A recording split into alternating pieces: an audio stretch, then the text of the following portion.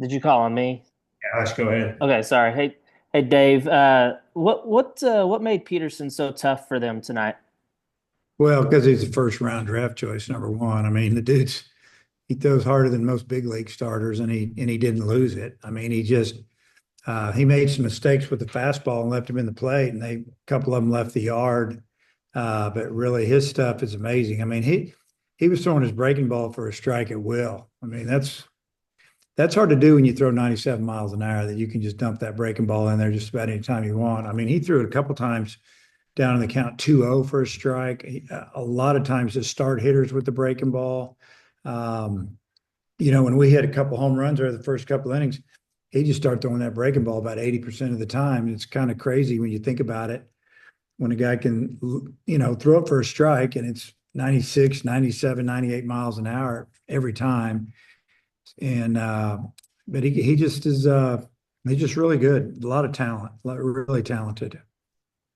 Y'all got his pitch count up pretty high there the first two or three innings. Just how disappointing was it that you couldn't get him out of the game, earlier than, I guess he worked into the seventh. Yeah, I mean, at the end of three, I think we had him at about 70 pitches, and or at the end of two, it was, I don't know, 40 something, 40, I don't know. And I mean, it's just like the game kind of flipped a little bit, the momentum. It didn't cost us the game at the time, but we call pickoff. We got the guy picked off. That should be the third out in the third inning.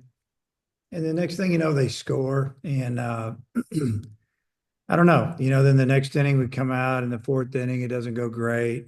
And then they put together that inning in the fifth, where it just kind of looked like Zach started losing his command. And pitch count wasn't super high, but he wasn't the same that he was in the second. That's for sure. And, obviously they got the big swing on the 3-run homer. Gave them, all of a sudden they got a 4-run lead on us. And, it's just the fact that, Carter couldn't land his breaking ball and throwing his fastball around the plate, but the breaking ball wasn't there. And then, you know, call fastball in, ended up being fastball up and away, and the guy hits it out of the park. And, baseball is a fragile game, man. You make some little mistakes, teams can hurt you. And that's what happened tonight.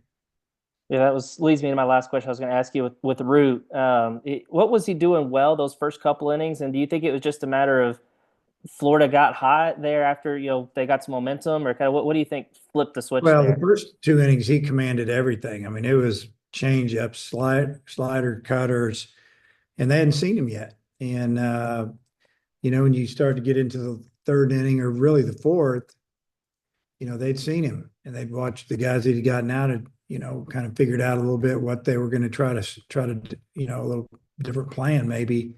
But I don't think he was quite as sharp. And it's, that's normal when you start getting your pitch count above 50, 60, as a starter there, you're not going to have as much stuff. But, it was more about the command than anything, not locating on the edges as much as he did the first couple innings. He was really good for the first 2, 3 innings. Matt, go ahead. Yeah, hi Dave. I mean, when Zach is able to strike out, the first four out of six guys, and then the pickoff happens. I mean, how much do you think an error like that kind of disrupts a pitcher's rhythm? Well, I'm sure it disrupted him. I mean, he's rolling along and he's got, uh, I don't remember what the count was, but he got 2 outs and a runner on first, and he picks him off, and it was a called pickoff. We just felt like he was running, and he was, and he threw it up and out. First baseman didn't catch it.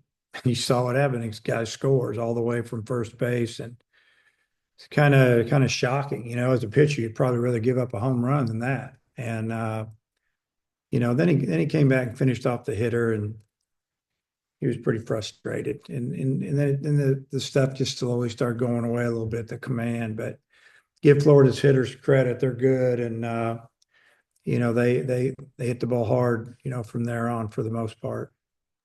And then I think that was Vahiva's seventh home run in the past 10 games. I mean, what have you been noticing about him lately that's kind of opened up this streak? Well, I mean, he always looks good to me. Home runs, sometimes they come in bunches, but uh, probably more than anything, he's seeing the ball pretty good. He's taking a lot of good swings, and You know, that was I think 2-2, 3-2 count when he hammered that ball. So there were 2 strikes on him. And yeah, I just felt like he got him a fastball. It was 97 miles an hour and he hit it a long way. So hard to say, but he's just really seeing the ball well. And then with Diggs coming in, I think in the fourth, was that for defensive purposes? Was that kind of Maxwell's hamstring bothering him a little bit? Or Oh yeah. Oh yeah. Running after the wild pickoff throw. How about that one? So you give up a run and hurt your hamstring again because we throw a pickoff away. It's yeah, that was tough. You know, Logan's fighting that thing all the time. He tried to sprint after that ball and there you go. Hey, Hutch, back around to you.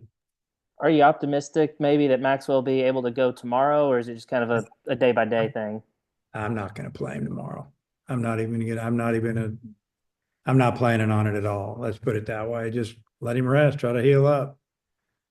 And facing a first rounder, as you said, probably played a part in it. But Davlin, he doesn't strike out much this year, and he had 3 tonight. Was it just a matter of facing a really good pitcher, or did you see something from him? Yeah, I think it was just he faced a really good pitcher and threw him some really good pitches. He missed a couple of pitches early in the count that he fouled off that he was right on.